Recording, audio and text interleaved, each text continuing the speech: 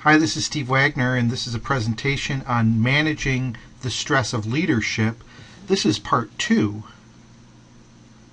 In part 1, we addressed why it's stressful to lead. We also looked at the leader's influence on followers' stress, and we looked at how to recognize the signs of stress. In this presentation, we'll start out by looking at the institutional consequences of stress. We'll also look at ways of managing stress. And I'll wrap up with showing you some references. So there's a number of consequences that we see that result from undue stress. One is absenteeism. People tend to remove themselves from stressful situations. There's also, obviously, with all of these physiological signs of stress, more chance that people are going to go to their doctor because of the physical ailments that they're experiencing. And this, in turn, causes an increase in our health insurance premiums. We find that people under stress are more disengaged. They're not concentrating on their job. And there's emotional reactions of sadness and depression that come about through burnout. All of this can result in decreased performance. Again, as a leader, you're trying to get things done, but if you're working in this compromised system, your performance is also going to be compromised. Oftentimes, persistent stress results in turnover. People say, this isn't the place for me. And the cost of turnover is huge. It can be as much as 250% of a person's annual salary. And so turnover is a huge cost to the organization. We've saw that there's often these emotional responses to stress, people being quick to temper. This can result in incivility, people talking to each other in a manner that's rude or short. It also might result in bullying, people taking out their frustrations on others, looking for a scapegoat. And in the end, all of these things can lead to employee grievances and potentially litigation. This has a number of costs, taking us away from our work, perhaps financial costs to the institution. So yes, there's many individual costs to stress, but there's also costs to the institution that we need to try and avoid. So how should we manage stress? There's a number of different things that we can do. Some of them are psychological, some of them are relaxing techniques, others of them have to do with how we organize our work. So let's start out talking about some of these psychological approaches to managing stress.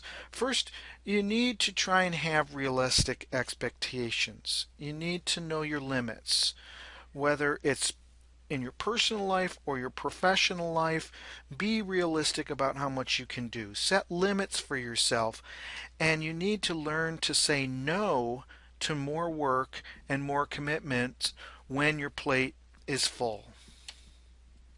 Also, find ways to be purposefully optimistic. Reframe problems. See problems as opportunities. If you can take on a habit of positive thinking, you'll be able to handle whatever's causing you stress. Try and pay attention to negative thoughts that you hear. Oh, I should have been better in that presentation. Try and refute those thoughts and say, I did my best job and people received my message and were influenced by it. Your thoughts can become like a pair of dark glasses that don't allow you to see the success or the light around you. So take off those dark glasses, be purposefully optimistic, and you'll be more ready to take on the challenges that are causing you stress. Try to maintain a sense of humor. Find times to smile and laugh. This will set off a chemical chain of events within you that will make you feel better. They will make you feel more euphoric. This also includes having the ability to laugh at yourself or taking time to watch a funny movie. Try and laugh. Try and smile, even if you have to find ways to force yourself to do that. Don't try and control everything. There's many circumstances in work and in life that are beyond your control, particularly how other people behave. Consider that we live in an imperfect world. Learn to accept what is for now until the time comes when perhaps you can change things. Sometimes we have to live with not having control and having things being less than perfect. Finally, ask yourself, is this really my problem? If it's not your problem, just leave it alone. Walk away. If it is your problem, can you resolve it now? Once the problem is settled, can you leave it alone, or are you going to keep on thinking about it? If you are, you have to find a way to separate yourself. Don't agonize over a decision. Once you've made that decision, try to accept the situation as it is. So some other ways that we can manage stress. These have to do with our lifestyle. A great way to overcome stress is to get enough sleep. Sleep fuels your mind as well as your body. And feeling tired will only increase your stress because it causes you to think irrationally. So get 8 hours of sleep. Make yourself go to bed at a time that's appropriate rather than staying up to watch that TV show. Try to eat a balanced diet. Be mindful of what you're putting into your body. Healthy eating fuels your mind as well as your body. Take the time to eat breakfast in the morning. Your grandma was right when she said that it's the most important meal of the day. It'll help you keep going. Eat several balanced, nutritious meals throughout the day because it'll give you energy. A well-nourished body is better prepared to cope with stress. Find time to exercise. Try to find at least 30 minutes 3 times per week to do something that is physical. Physical activity plays a key role in reducing and preventing the effects of stress. During times of high stress, choose things you like to do. Don't force yourself to do exercise you don't enjoy. Maybe it's walking your dog. Maybe it's throwing the football with your kids. Try and find something that you enjoy. Try to reduce sugar and caffeine. Oftentimes, when we're stressed and overworked, we turn to sugar and caffeine to pick us up. But in excessive amounts, they provide a temporary high, but then there's a later crash that causes a much greater fatigue. So you'll find yourself more relaxed, less jittery and nervous, and you'll sleep better if you can find ways to cut back on your sugar and caffeine. Finally, take time to recover.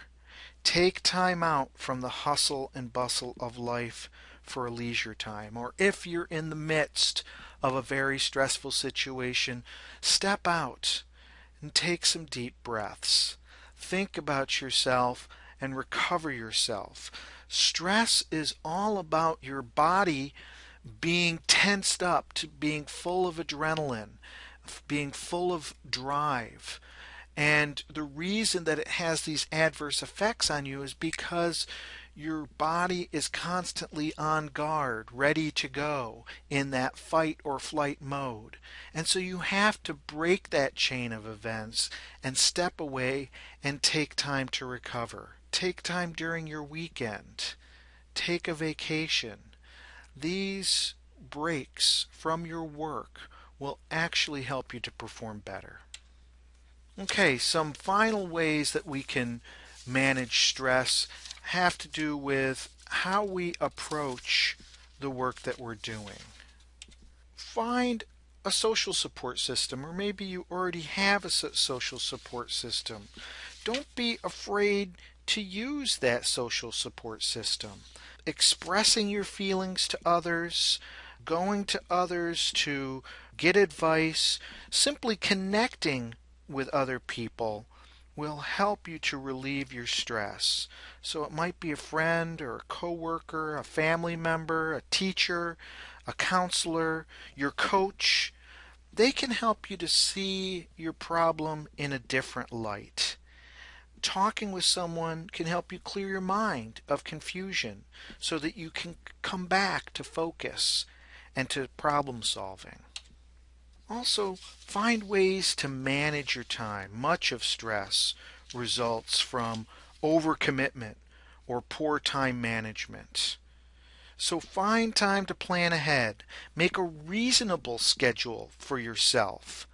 And this is a problem that many people have, is that they overcommit or they commit to doing things too soon.